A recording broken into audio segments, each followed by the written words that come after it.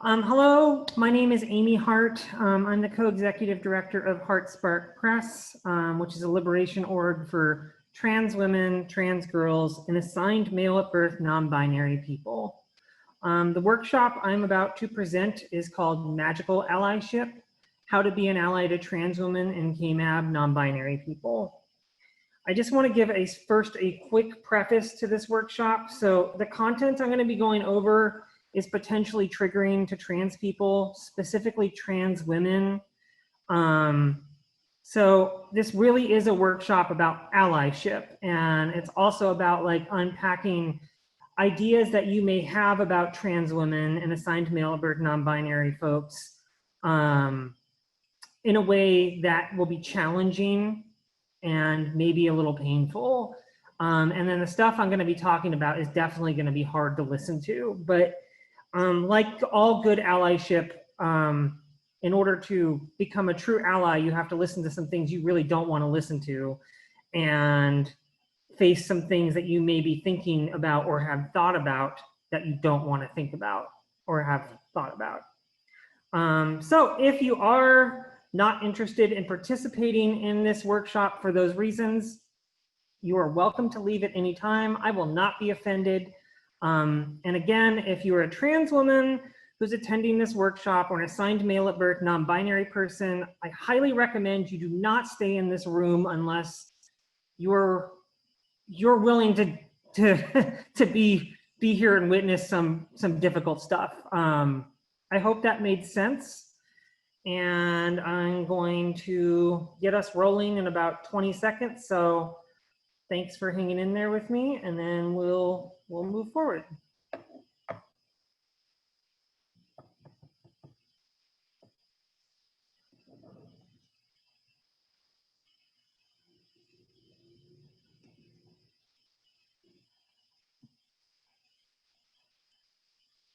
All right, I think I gotta unmute myself, I think. Nope, I'm not unmuted. I'm still hearable, I think. Whew. Hello, everyone. It is Amy, and I am a anxious, mentally ill trans woman who transitioned a long time ago. And I want to give that preface because I think that that directly impacts me as a human being. It definitely impacts the way people experience me, and it definitely impacts the way that how I feel safe in this world, which is not very often. The subject matter I really want to talk about is, so I call this workshop Magical Allyship because I think the most important part about being an ally to trans people, and especially trans women, is to really like dig deep and face some ugly stuff that you may have been taught, and then learning how to like take that and flip it upside down so that you can be a powerful ally and a powerful friend to a community that is really disenfranchised. Also, you may hear my cat meowing from time to time. I just got a cat. She's lovely. She's my emotional support animal, and she's very new, and she likes to climb on my desk and say hello. So you may eventually see a cat butt pop in from here to there. And I see humans might be entertained by that, which is good. So, ground rules for this training. Prepare to be challenged. Again, painful topics and images are going to be presented in this workshop. It's going to be a rough ride. I am not promising this is going to be cozy, fun stuff, but you will learn something from it. I promise you that. And this is really important. Unless you're an assigned male at birth, transgender, or non-binary person, this is not a place to tell me how you think I am wrong. Like, you can ask me questions. You can have concerns about what you're hearing, but stating that, you know, Amy, what you think about the world is incorrect. This is not the place to do that. If you do have feelings like that, I highly recommend talking about it with another ally friend of yours, because you may encounter feelings like that during this workshop. And the only way to really deal with that is to go talk to other folks who are also allies, not trans women. And then something I also want y'all to think about too is that all of us universally across the board have been colonized to uphold systems of oppression. And what I mean by that is that each of us has at least to my assumption and knowledge, all of us grew up in this country or in Western civilization in this conference chat. And Western civilization is based on white supremacy. And white supremacy is not just about colorism, but it's also about like gender binary stuff. So even the most woke people have misogynistic and problematic beliefs about people like me. Did that make sense? I think it probably did. Okay. Let's talk about transphobia. So the first thing I want to talk about is like the idea of what is transphobia. A lot of you have probably heard this word and you may or may not know what it means, and you may totally know what it means. But the basic is transphobia is the irrational fear of or aversion to or discrimination against transgender and non-binary people. All transgender people and all non-binary people experience transphobia in one form or another. There is not a world that exists yet where this is not true. And sometimes transphobia is a dislike of or a prejudice against transgender and non-binary people. And for example, say you're a person who is a really good community member and you give money to your food bank and you help the houseless and you do all these great things, great nice things, but then you have this inherent belief that, well, you know, I don't know, trans women shouldn't be allowed to use the same bathroom as quote unquote women and girls. That is transphobic. That's just straight up transphobia. It doesn't necessarily mean you're a bad person. It might not be somebody that, you might not be somebody I will feel safe engaging with, but that's what it is. It's transphobia. And if that's how your thought system works, then you are transphobic. And let me tell you, almost all of us, even somebody like me, is transphobic in some form or another. Like we just are. Trans people, it's called internalized transphobia, but it's something that we also have to face and deal with on a daily basis. So it's also something to know about transphobia is that it's an umbrella term to include all gender nonconforming people who experience oppression for not being cisgender. And when I use the word cisgender, that means not trans. It's not, some people say the word cis is a offensive language, and it's not. All it literally means, cisgender and cis literally means you're not trans. That's it. It means nothing else. So that's something to know as we move forward. I hope that made sense to everyone. And here's like the really big one. This is gonna like become this is where the deep dive begins. Transphobia does not differentiate between the experiences of assigned male at birth people and assigned female at birth people. So I'm going to repeat that again. Transphobia, all people can experience transphobia. All trans people and all non-binary people can experience transphobia. But there is something that goes beyond transphobia that does not apply to assigned female birth trans and non-binary people. And we're going to get into that shortly. So like I said, talking about and naming transphobia is not enough. We must go deeper.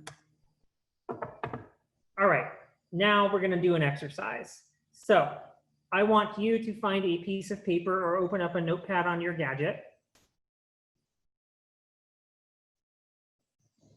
So I'm going to give you 20 seconds to find something.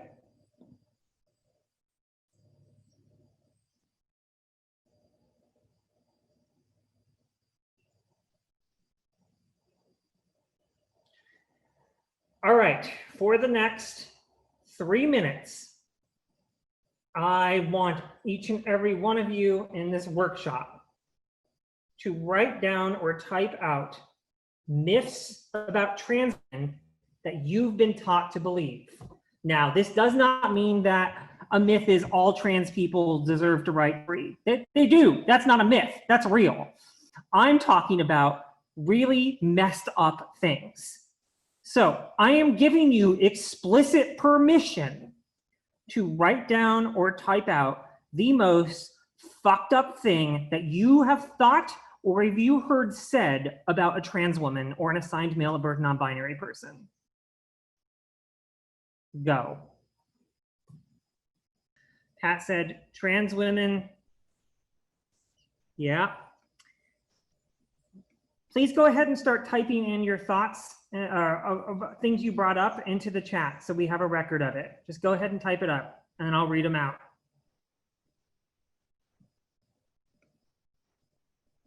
I will start with the first one that has been submitted, and that was by Pat Tucker, and that was said, trans women are crazy and confused. Yep, that is a fucking myth. Pardon my French. Yeah, I see another one. Trans women are men pretending to be women so that they can violate women in bathrooms. Yep. Trans women aren't real women. That is correct. Dan says, area sexually perverted individuals who hate themselves. Yep. Grayson. Stonewall was led by drag queens. Yep. That we are wrong in the head. Yep. That's actually that. Yep. That's completely said all the time. Trans women hook.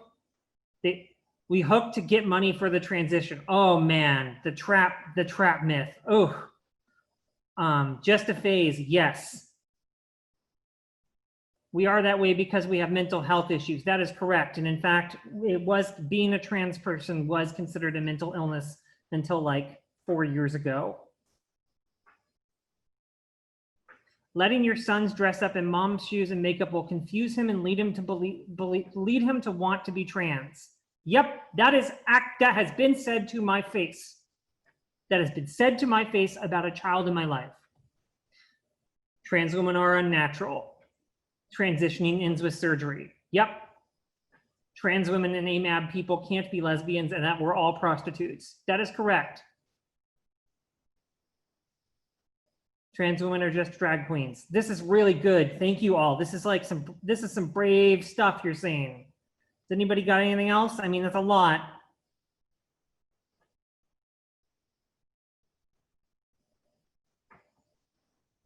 Is it okay if I say something out loud? I don't want to type again. Absolutely, you can say stuff out loud. I was going to say, I was reading yesterday about those 3 trans women that were attacked in Los Angeles, and my dumbass decided to read the comments because I'm an idiot. And the top comment said something along the lines of, they are grown men, why didn't they defend themselves? And I just lost it. Thank you for sharing that, Grayson. Yeah. Trans women are gay, trans women are immoral. Yep. I've heard perverts, I've had people tell me to my face, I'm a pervert, I'm a deviant, I'm gonna go to hell. As of yesterday, oh, this is good. This is real good. I can't entirely disclose where this was said, but I work at multiple places. Yep, Pat, being trans is a choice. That is absolutely thought of. Not all people are capable to defend themselves in violence. Yes, that's true. Yes, that's not a myth. That's an accurate statement, Dan. But I've worked in workplaces, and I mean, very recently, where like the common belief was that I was not safe enough to be in a workspace, that I wasn't emotionally healthy enough, that I was dangerous. People have said that to me, and they've said that to themselves about me.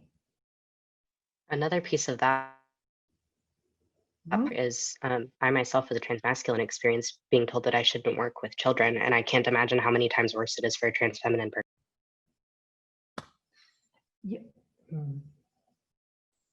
Yes, Grayson, that's something that I've had to deal with a bunch of times. Yeah. That being trans is contagious. That is also, being a trans woman is contagious. Yeah, this is good. Okay, we're gonna stop doing this because it's starting to make me feel gross, but you get the point, right? Like, so these are all things that, how many of us are in this room? There's 17 people in this room, and one person is the captioner. Like, there's 7, like, that's a lot of bullshit. That's a lot of garbage that is said about a community. It's explicitly said about trans women and assigned male birth non-binary people. And I've heard all of those. Like, I've heard them all in reference to me or in orbit of me.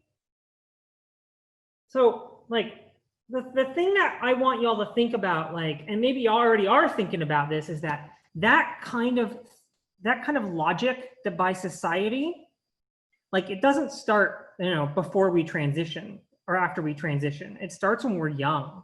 With me, it started when I was like 9. At least that I knew of, consciously knew of. It probably started long before that. And that kind of like language, when you're talking about somebody over and over and over again, especially when you're a child and you're like listening to what everyone is saying, it really messes you up. And it makes life really difficult later on. Even when you're in a perfectly safe situation, you won't feel safe because literally the world is not safe.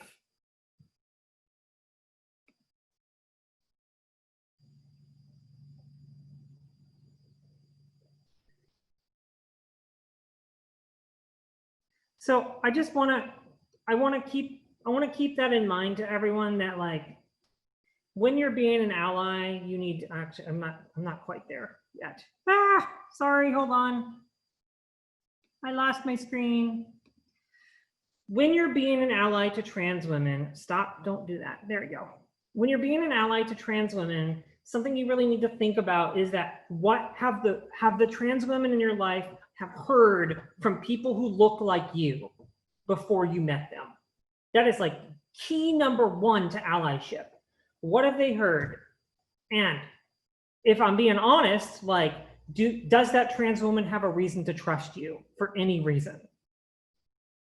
The chances, the likelihood is no, they have no reason to trust you. And that trust has to be built. And that trust is always built by your actions and what you do as a human being to keep them safe. So I'm going to move forward because I'm moving a little slower than I want to, but also this is great. This is really great. Thank you all for engaging in that difficult part. So what I want to talk about now is like where these myths come from. And it's not just transphobia, it is a thing that's called transmisogyny. Now, this is probably the first time a lot of you have heard of the word transmisogyny. You've probably heard of misogyny, but the likelihood of you hearing transmisogyny, except for Grayson probably knows what this is, and so does Dakota, is low. But it's an important word, and I want you all to think about it. So it was coined by Julia Serrano in 2007, and it is the intersectionality of transphobia and misogyny. And it revolves around the negative attitude, hate, and discrimination that's targeted at trans and non-binary people who were assigned male at birth and or forced to live as male. And Julia wrote, the assumption about transmisogyny is that it's the assumption that femaleness and femininity are inferior to and exist primarily for the benefit of maleness and masculinity from a trans feminist lens. The important thing to know about transmisogyny is that it is not experienced by the entire trans non-binary community. Trans masculine people absolutely experience misogyny. That is not a question. And all assigned female at birth folks, whether they're cis or trans, experience misogyny in some form or another. But trans misogyny is specifically targeted at trans women and AMAB non-binary people. And you're gonna say, well, what does that look like, Amy? Well, I'm gonna show you. But this is something I also wanna re-point out again. I've already said this. But trans misogyny significantly affects trans women and AMAB non-binary people throughout their entire lives, not just after they transition. So, what does that mean? Ooh, do I have a fancy pointer? Apparently I do. That's cool. Whoops.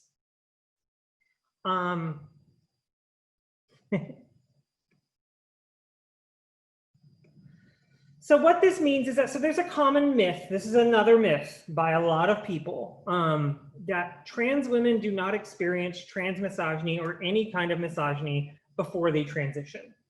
Like that's a very commonly held belief, even by allies, that, well, you know, you were raised as boys and then you became a man and then you decided suddenly that you were a woman and then you took hormones and now you're trans and welcome to womanhood. The amount of times I could tell you how many people told me welcome to womanhood, you would be disgusted by. I still hear this. A lot of folks don't think about trans women as having once been children. They think of them as children who grew up to be boys that suddenly decided that they weren't boys. Yes, there are trans women who identified as male growing up, and then as they got older, they went, well, you know, actually, maybe I'm not a boy, maybe I'm a girl. That's totally a thing that does happens. But that's one of a myriad of experiences. And my point I'm trying to make is that, like, trans misogyny affects you before transition and after you transition. So in my case, it affected me at least when I was 9, absolutely all the way up through high school, through college, up until I was about 25 when I went, shit, I can't do this anymore. I have to transition. So I experienced trans misogyny in one form or another throughout my entire life. And it didn't just happen because I started appearing to be female by society. Does that make sense to everyone? Do you have any questions or thoughts about that? Yeah, Pat's got an interesting question. So welcome to womanhood. Why is that a bad thing to say? Because you don't know, because the definition of womanhood, when you tell a trans woman welcome to womanhood, it implies that they never experienced womanhood before they transitioned. Okay. I'm sorry. I'm not ignorant, but I just wanted to make sure I understand. Yeah, no, because I think sometimes people say it because they feel like it's a good thing to say to somebody, welcome to womanhood. And so I don't think everybody thinks of it in the terms that you just put out there. Yes, it was a great question, Pat. This is a really good space to ask questions like that. And I want to encourage you all out there, if you have a fucked up idea or thought that you want to get some resolution or thoughts about, get it out and ask me questions, please unmute yourself at any time. Well, preferably when I'm at the end of a slide, and then say it. Yeah, I agree with Grayson. Yeah. So as an ally, this is really important.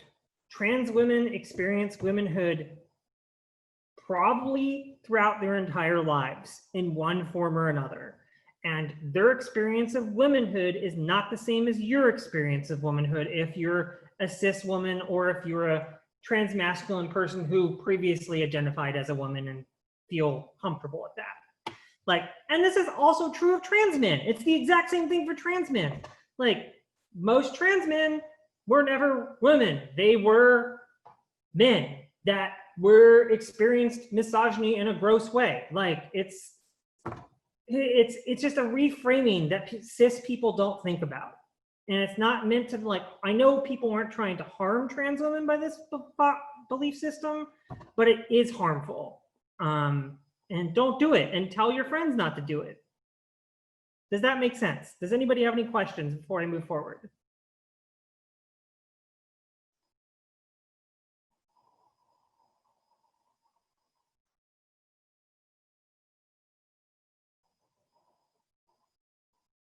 Oh, so the pronouns of they, them, that's a completely different conversation. I can talk about that kind of at the end, but basically the short version is that the pronouns of they, them, some people don't really like being referred to as she, her, or he, him. They like other people referring to them with they, them because it's a gender neutral pronoun and it feels good to them. So that's really the reason why. Like it feels good to that other person. So, you know, as like civilized humans, you know, civilized humans, whatever that means, like I'm gonna replace that as empathetic humans, like, because I don't actually believe in civilization. I think civilization has messed everything up. I'm gonna reframe my thinking there. As kind and considerate human beings and non-humans, in my case, I'm probably non-human, but like we want to treat people with love and respect, right? And if they say, hey, my pronouns are they, them, I would like you to treat, you know, refer to me with they, them pronouns, then the best thing you can do is go, okay, sure, I will do that. I will always refer to you with they, them pronouns. And if I make a mistake, I will say I'm sorry and do better. It just makes people feel better. So that's really the use of they, them. I hope that made sense. And sorry for my weird colonialist backslide that I went right back towards. So I want to move forward. How transmisogyny plays out. This is really important, and this is going to really suck to look at. So feminine assigned male at birth children, even if they're not presenting as female, are explicitly targeted for being gender nonconforming in ways that no other gender nonconforming child is. So there's a reason for this. When we assign children genders at birth, we put a lot of expectations on them. We just do. And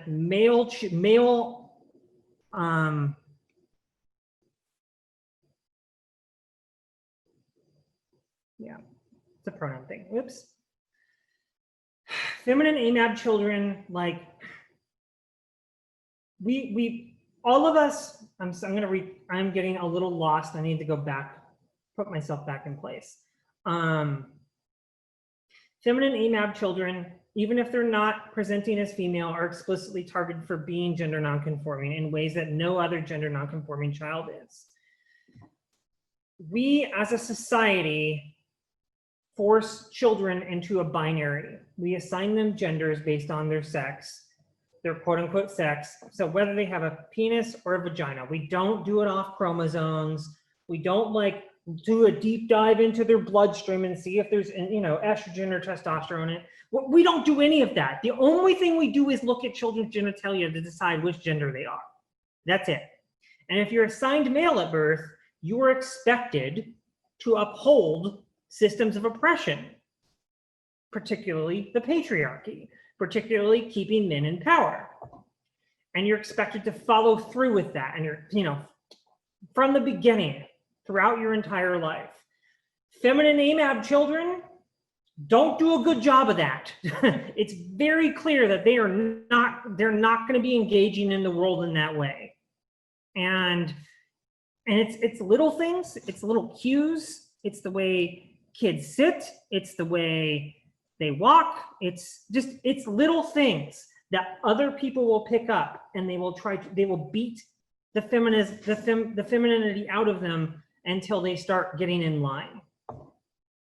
I can't tell you how many trans women in my life as children had quote unquote feminine characteristics and experienced extreme amounts of abuse for that reason alone. And that was before that child even knew that they were trans or a girl sometimes. Like, it's just, they act differently, they look differently. It's clear that they're not a part of the mission, like other people, and other people pick up on it. This content is hard for me to share.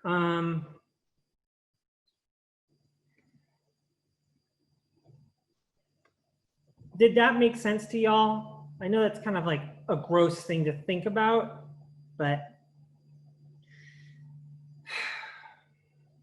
And then historically, psychiatric diagnosis and studies against the trans population were written specifically to pathologize and harm trans females and trans feminine people. And that one of the things that was known was autogenophilia. And autogenophilia is this diagnosis that existed for a really long time that stated that trans women only wanted to transition because they wanted to have sex with men. And it was an actual diagnosis. And if you were a trans woman who identified as a lesbian, then you were definitely not trans because trans women couldn't be lesbians. You had to like men. And autogenophilia specifically talked about the idea of transitioning is based on needing to pleasure yourself sexually. You transition, how do I explain this? It's really terrible. Autogenophilia uses the principle that trans women only transition so that they get off. That's it. And it's a common belief system that a lot of trans women read about and heard and thought was them before they transitioned. It really messed up my life personally. And I don't like talking about it at all, especially in public, because I just feel like it's a huge thing. Grayson, go ahead and ask your question. Okay, I wanted to say, if you don't mind me stepping back a little bit, so I wanted to mention the reason that it's important that you brought up the fact that we only look at, well, not we, but that doctors only look at external genitalia. And that part is really important to me. They don't test to see if you are intersex when you're born, unless it's obvious externally. And then if it is obvious externally, they will pretty much stick a ruler down there, and depending on the length of your genitalia, they will assign you male or female. And that is another issue that I feel is really important. I don't know if you want to talk about that or mention it at all. I was just curious how you think about that. Thank you, Grayson. Yeah, I'm personally intersex trans. And I didn't know until I had bottom surgery. And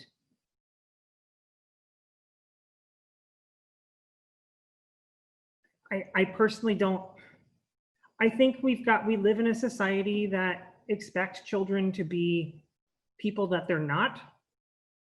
And we put those expectations directly at birth. And there's no reason for it, except for to uphold systems of power and to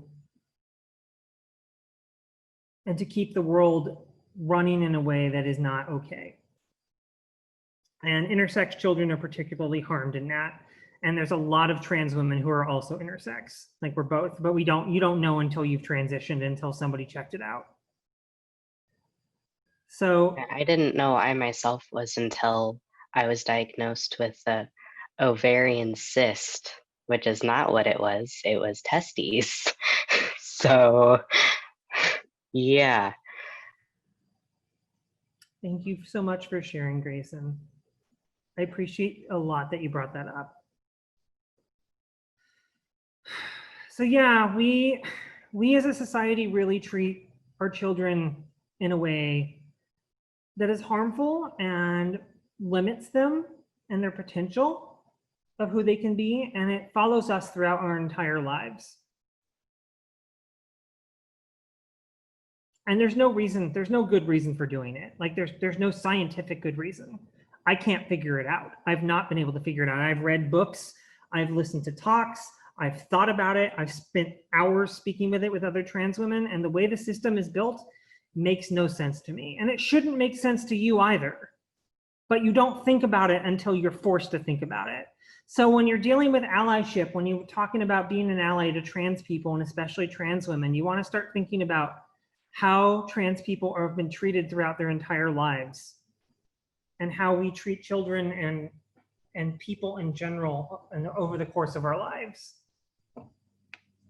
And especially when it comes to trans women, how trans misogyny has like played its hand even from the beginning at birth. Yes. Let's see. Ignorance and not accepting anything other than the binary system. Yes, that is correct. I have to check something really quick. Okay. So does anybody have any questions at this point before I keep moving? If you do, just go ahead and write it in the chat, and then I'm gonna keep moving along.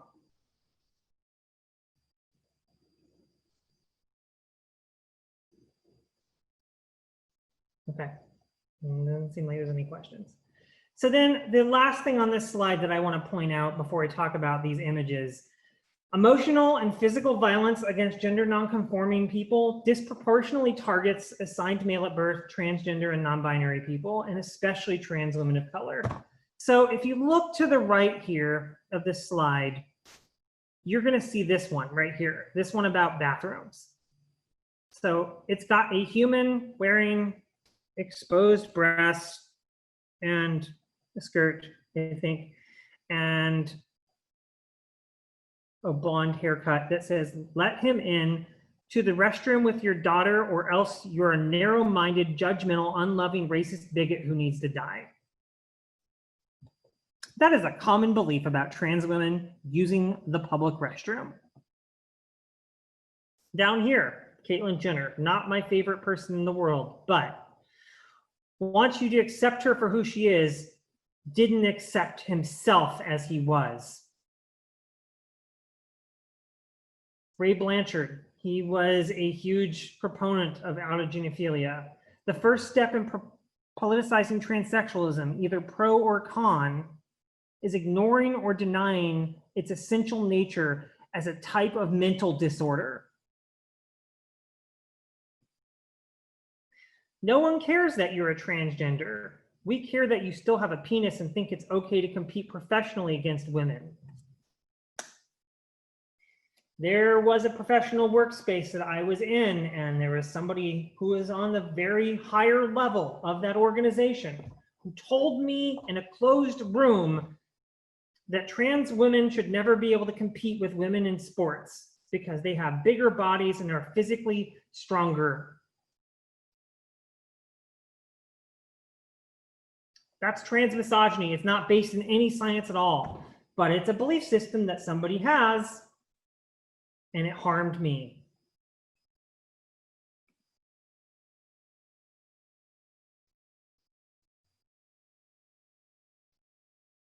So trans misogyny is not like a theory. It's just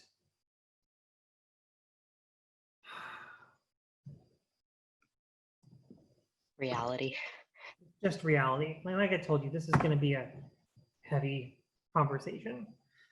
Thank you, Grayson. So next slide, how trans misogyny plays out. This is going to be fun. Up until very, very recently, trans women were only depicted in the media as either traps, abusers, or the butt of jokes. So, you know, Maury Povich, can you guess, man or woman? The Danish Girl.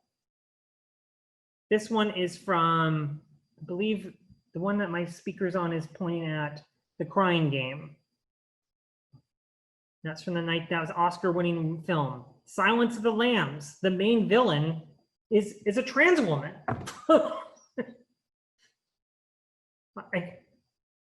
People thought it was amazing. Like, what? But they did. They honestly did. These are all things that were commonplace not very long ago.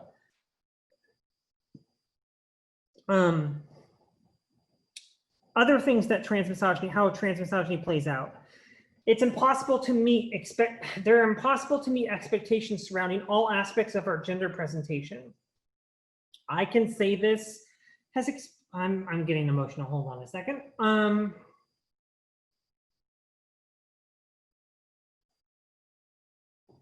wherever I go, somebody talks about my clothing. I transitioned 2008, 2007, no, 2006. Holy crap, it was a long time ago. I still have people telling me how to dress all the time, constantly. Well, you know, that dress is too short, or you should do this, or you should do that, or if you just wore this, this would be better. Now, some of y'all might be going, well, all cis women experience that. And we do, that is true, all women experience that. But it's like an extra level with trans women. It never stops, it's all the time.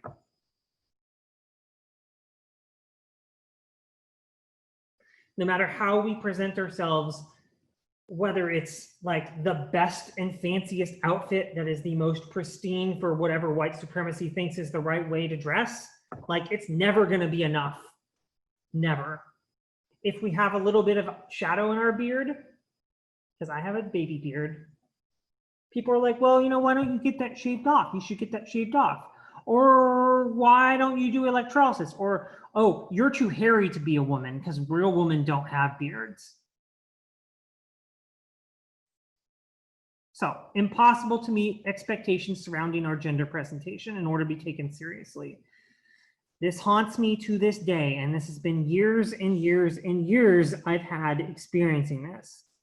Infantilizing our experiences on a daily basis. Oh man, I had somebody a year ago say, when I would hear something fucked up being said, they would go, you didn't hear that. You didn't hear that. That was never said. You're just hearing things. Like things like that. Or for example, say somebody's getting misgendered in an office space and I'm there and I go, hey, you know, that's inappropriate. Can we not do that?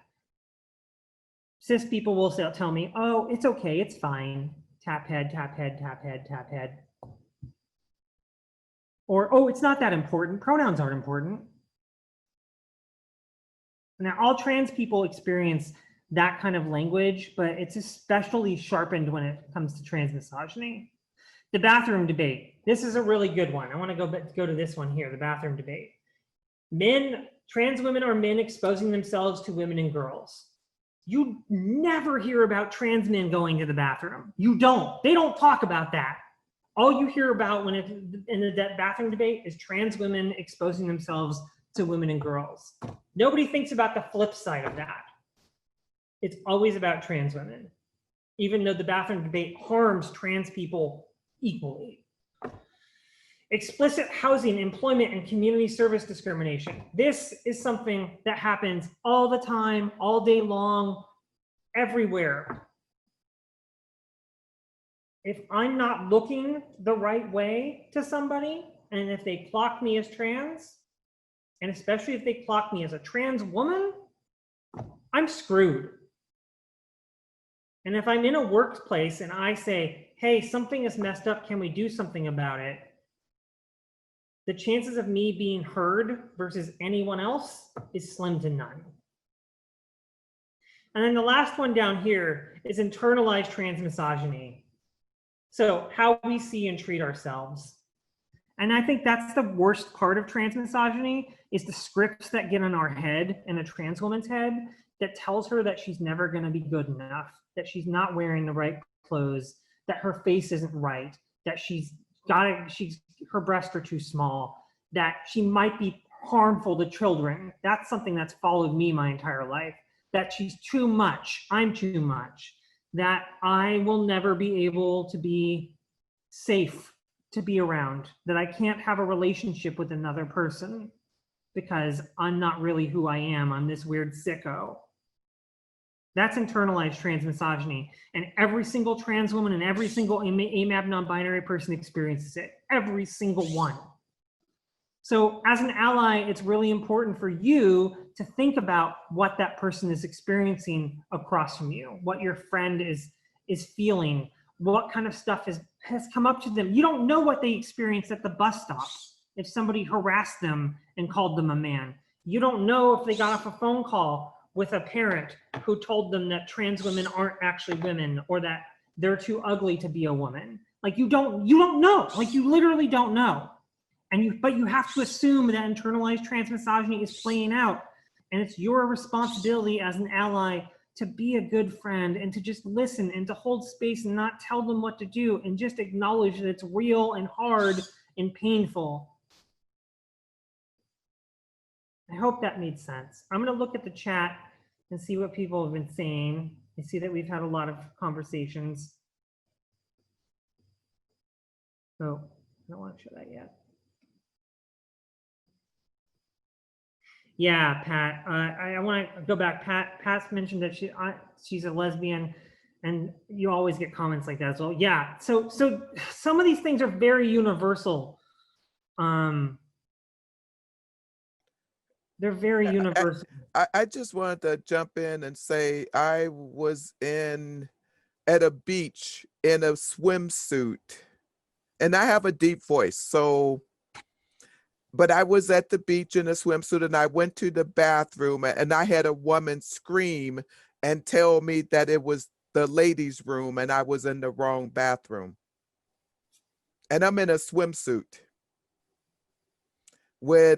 and I got boobs. And so I'm looking at her like, really? And I think I didn't know how to respond to that. I just looked at her and said, thank you for letting me know. I kind of figured this was the women's room. So what do you do when they let you out of jail for punching her?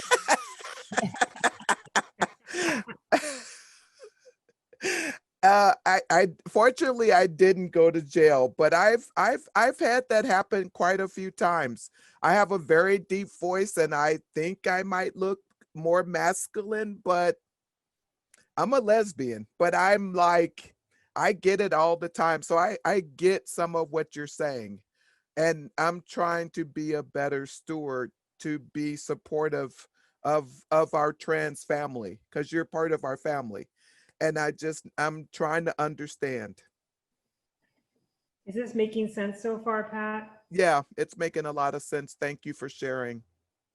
Thank you for sharing, and thank you for being here. I just want to say this has been super helpful, just a little bit that I picked up, and I've been wanting to comment and jump in, but I just wanted to kind of listen, and I just appreciate you guys so much. Thank you.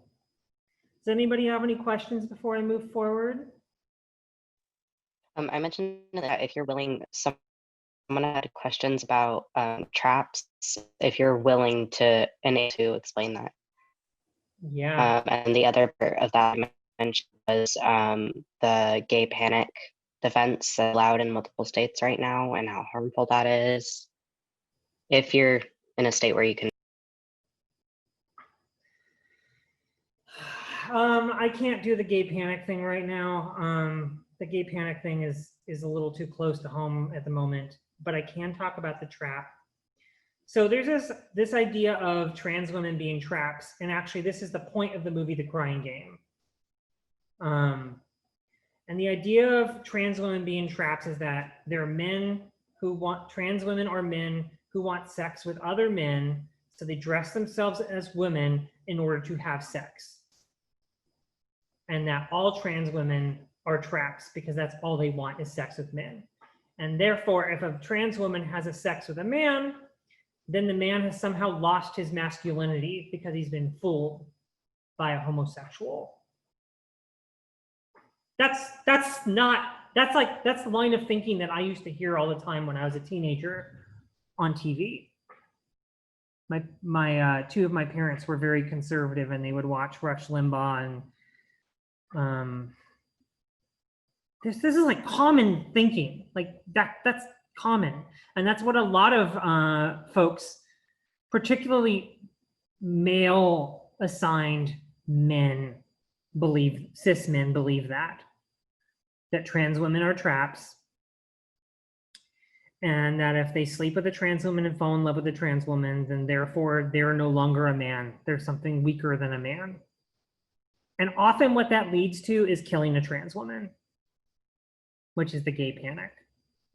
And if you think that doesn't happen in Washington, guess what? It happened earlier. It happened last year in Washington State. And they passed, the Washington legislature passed a law against it, but it took Gender Justice League to push them to pass that law. Like, you would have thought an ordinary human being who with a good conscience would have actually taken care of that, but no. So that's another example of transmisogyny. All right, I'm gonna move on. I'm gonna look at my chat one more time. Yes. Just a moment, I'm using my.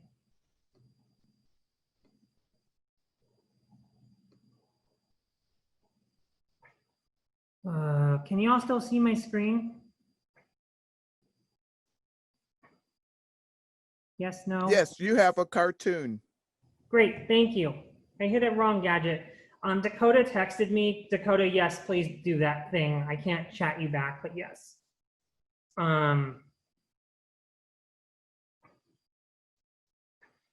So I have a cartoon that's up from Jessica Nightmare, who's one of my favorite cartoonists on the internet. She makes a comic called Manic Pixie Nightmare Girls. She's got a new comic that's also great, and it's all about transmisogyny in some form or another. And this is a cartoon that I shortened to give you the depiction of what internalized transmisogyny looks like. So as a little girl wearing a dress, you can't ever let anyone know that you feel this way. And then you go, the little girl says, "Who said that?" And then there's this monster that shows up, a friend. And then the monster says, "What you're doing here is sick, and you have to stop wishing for things that can never come true. Mom and Dad would be so ashamed of you. Put your real clothes on and destroy that faggot dress right now."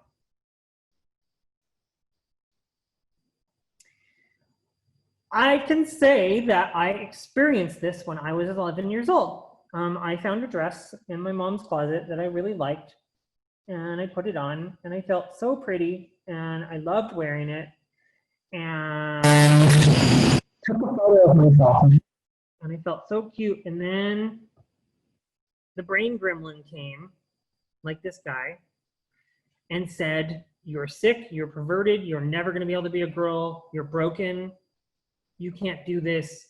Mom and Dad will be so ashamed of you. Put on your real clothes now and destroy that faggot dress." And guess what I did? I burned the dress, and I burned that photo. 11 years old.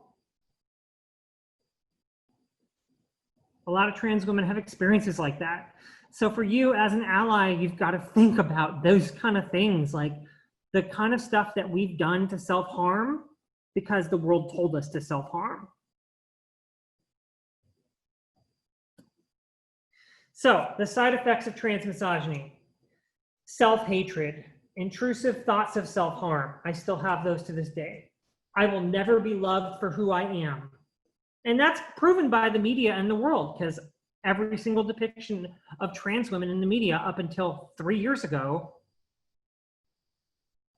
showed that trans women don't deserve to have good, happy endings. We usually are killed on television.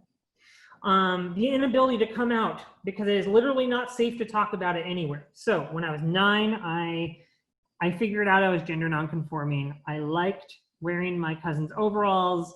My mom found me wearing my cousin's overalls and told me that if my dad ever found out what I did, he would never love me, and that he would disown me. And my dad was my closest person when I was a child and as an adult. So guess what I did? I didn't tell my dad until I was 26. And I hated myself every minute for 15 years.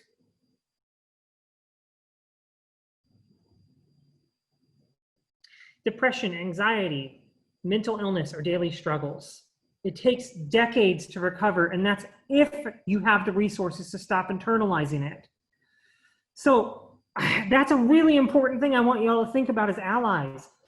Many trans women do not have the resources to realize that that the way that their brain is telling them that they're wrong, like those resources are limited. They don't exist very often.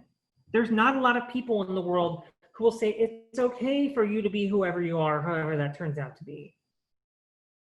And if you're lucky, you'll find people who love you and hold you and see you for who you are, even if that changes.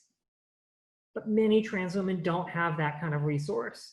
Not only that, they don't have the financial resources to access therapy, for example, or hormone replacement therapy, which is currently, I think this got just changed.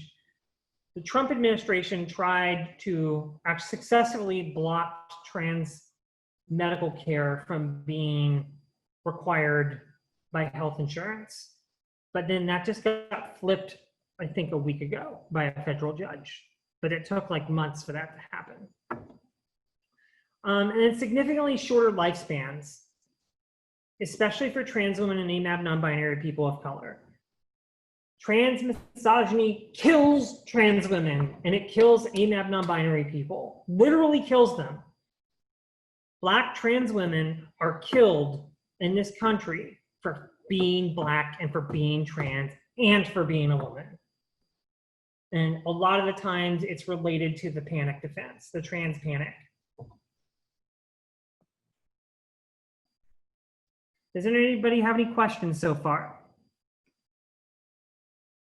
I don't have a question, but I do have a statement. Yes.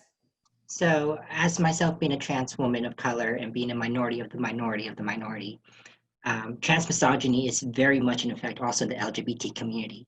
So it's not just the cisgendered world that we have to fight and defend ourselves from. It's also the same community that we're supposed to be getting support and being protected by.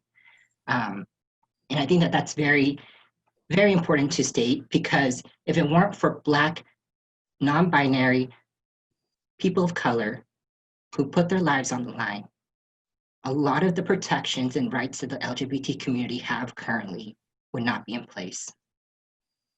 The rights that LGBT people currently are experiencing have been bought by the lives of Black and people of color, trans women and men.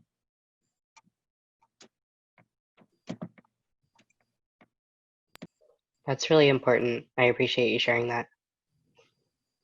And I've experienced, even with, I've had to drop quite a few friends that are AFAB being exclusionists.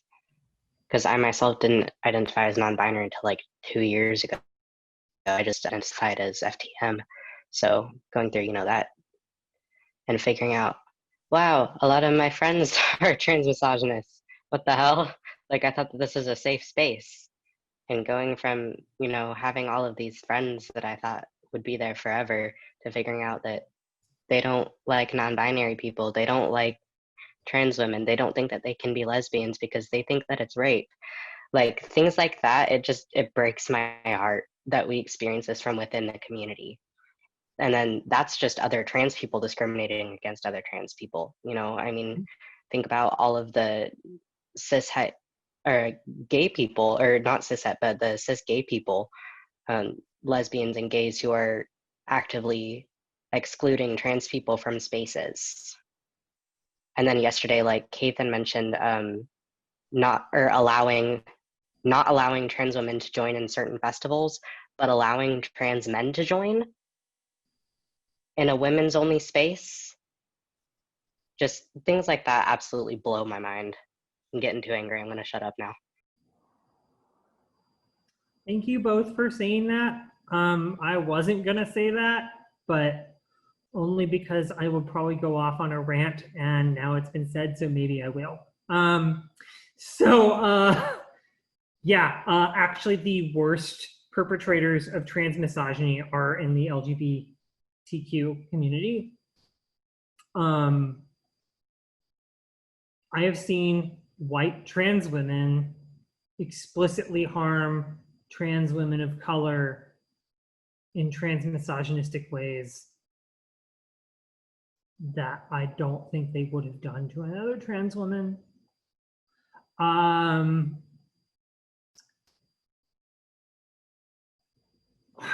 this is a forked up story that I'm going to share. When I was a baby trans, this is in 2007. No, 2008. I had a really great group of friends, and all of them identified as LGBTQ plus in some form. LGBTQ plus. I was the only trans person that I knew of until my butch lesbian friend pulled me aside one day and said, actually, I want you to know that I'm really like supportive of you because I identify as a man, but I'm too scared to tell anyone in our community because I don't know what would happen to me. And I thought and I'm going to refer to her with she, her pronouns because those are the pronouns she was using at the time, and probably still is.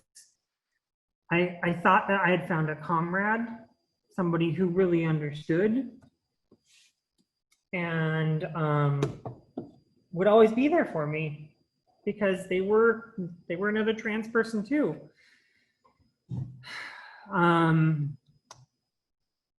So one weekend, a friend of mine who is also a trans woman came up to visit me, and my butch lesbian cis friend, is actually a trans man. I'll call them, I don't know what's a good gender neutral name. I can't, whatever. T met my friend L, who's a trans woman, and took her home to sleep with one another. And they had a great time. I found out the next day that they didn't sleep with each other, but they talked about being trans together, and they pet cats and talked about kittens, smoked weed, and talked about being trans. Like, it was very cute. So 3 weeks passed. My friend L went home, and my friend T, I tried to contact them afterwards to say, hey, how did the event go? How did it go hanging out with my friend? And I didn't hear from them at all. And a month passed. I went to go hang out with my friends at a big group hangout, and half of them would not talk to me. And my friend, quote unquote friend T, was there and looked at me and said, you tricked me into taking that thing home. I went, what? Like, you should have told me your friend was a trans woman. It's not somebody I would have slept with. Yes, this closeted trans masculine person referred to my trans woman friend as an it. And so did half of my friends. And none of them realized, and they were all queers in some form or another. And none of them realized what they were saying to me. Like, I was like, do y'all realize like what you're telling me? Like, I'm a trans woman. Like, and you're telling me that that my friend is is subhuman. Like, and you're also putting these expectations on me that aren't my responsibility. And they totally didn't understand. They just didn't get it. They thought it was okay. It was so weird and so messed up. And that's when I learned a really hard lesson that the LGBTQ community doesn't really care about the T all the time. And within the T, trans people will throw other trans people under the bus to hide their secrets. I feel like the worst part about that whole story is that it's not surprising.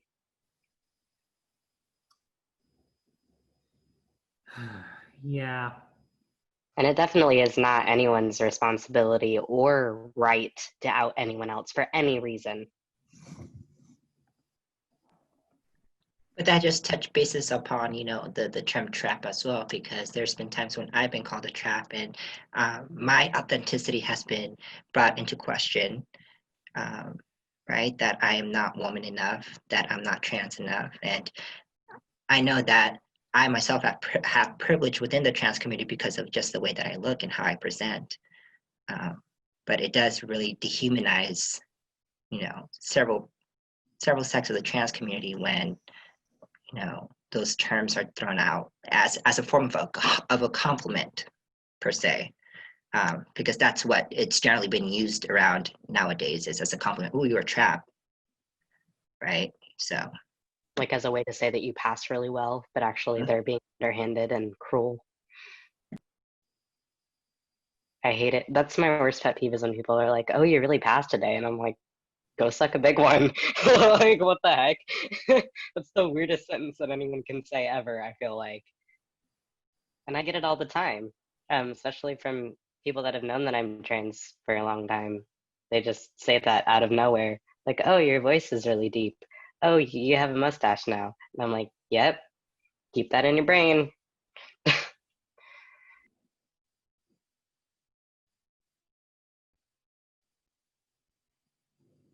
Thank you both for sharing everything. Yeah. Holy crap. This is really amazing. I'm running out of time, but I want to continue and try to wrap this last point up, and then I'll conclude it. So, because I know there's another big workshop or keynote at 2:30. I wish we had more time. So the myth of a trans woman's male privilege, there's something that y'all as allies need to know. And then after this, I'm going to conclude.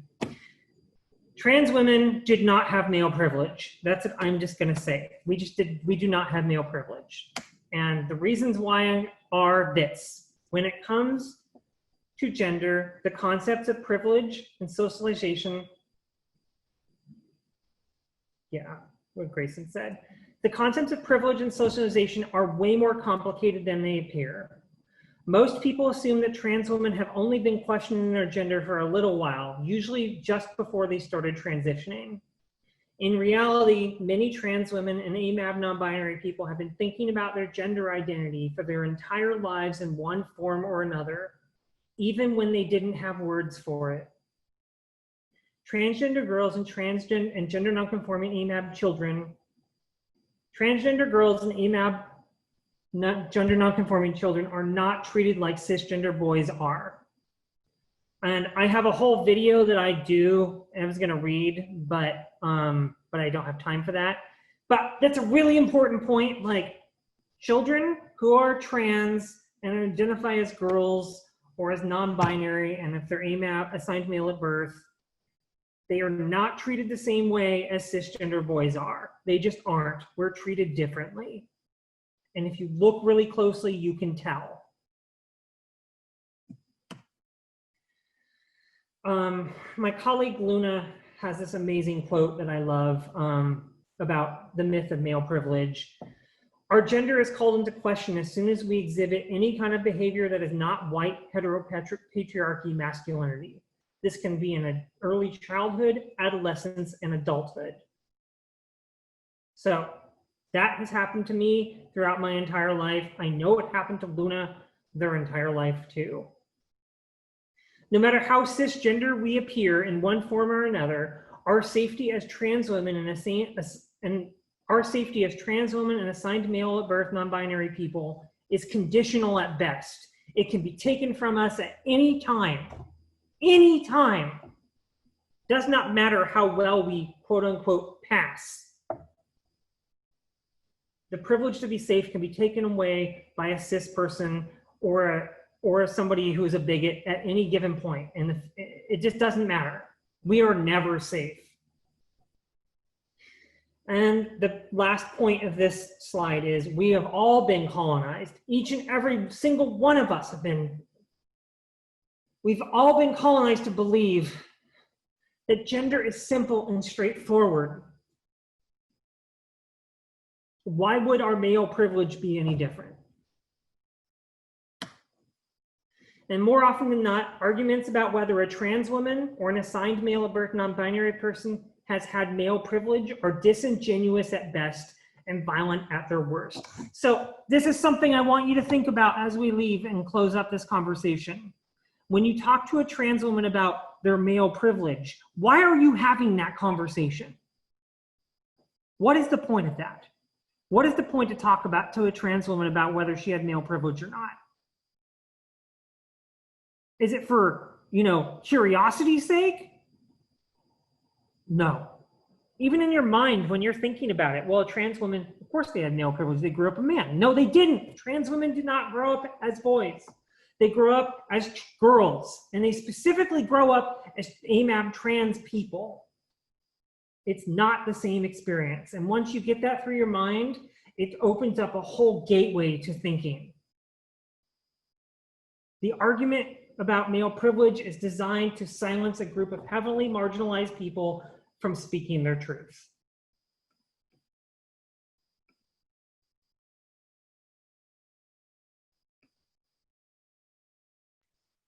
I feel like along that train of thought, the other side of that is those same people that are going to think that trans women have male privilege are the same people that are going to say that trans men didn't experience or did experience misogyny.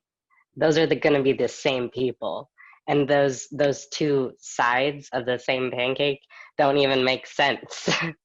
Like neither of those sentences make sense when you really think about it and really try to address the why of your thinking. And the why does come back to the colonization that we have all been put through and the reality of America. Thank you, Grayson. So to close up, how can you be a better ally to trans women? Don't work for cookies. And what I mean by cookies, like don't do nice things for trans women because you want someone to say you're a good person. Don't do that. Just don't. Ask us individually how you can help. So if a trans woman needs support in a certain way, just because it worked with one person doesn't mean it's going to work for another person. Ask for what somebody needs. Correct misgendering. Apologize if you make a mistake. If you hear somebody misgender a trans woman, correct it. Don't just be quiet. Say something. Hey, that person's pronouns are she, her.